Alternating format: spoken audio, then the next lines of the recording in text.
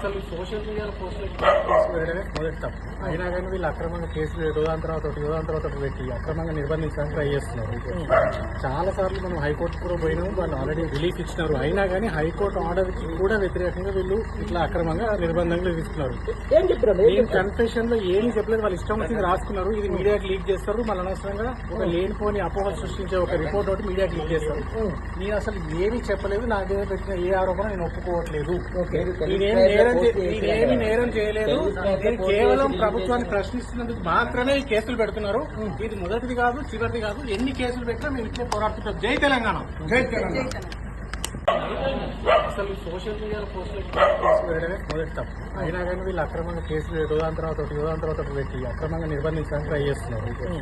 చాలా సార్లు మనం హైకోర్టు కూడా పోయినాము, వాళ్ళు ఆల్రెడీ రిలీఫ్ ఇచ్చినారు. అయినా కానీ హైకోర్టు ఆర్డర్ కి కూడా వ్యతిరేకంగా వీళ్ళు ఇట్లా అక్రమంగా నిర్బంధంగా విధిస్తున్నారు. నేను కన్ఫెషన్ లో ఏమీ చెప్పలేదు, వాళ్ళు ఇష్టం వచ్చింది రాసుకున్నారు. ఇది మీడియాకి లీక్ చేస్తారు, మళ్ళీ అనవసరంగా ఒక లేనిపోని అపోహలు సృష్టించే ఒక రిపోర్ట్ ఒకటి మీడియాకి లీక్ చేస్తారు. నేను అసలు ఏమీ చెప్పలేదు, నా మీద పెట్టిన ఏ ఆరోపణ నేను ఒప్పుకోవట్లేదు. నేనేమి నేరం చేయలేదు. నేను కేవలం ప్రభుత్వాన్ని ప్రశ్నిస్తున్నందుకు మాత్రమే ఈ కేసులు పెడుతున్నారు. ఇది మొదటిది కాదు, చివరిది కాదు. ఎన్ని కేసులు పెట్టినా మేము ఇట్లే పోరాడుతుంటాం. జై తెలంగాణ. జై తెలంగాణ.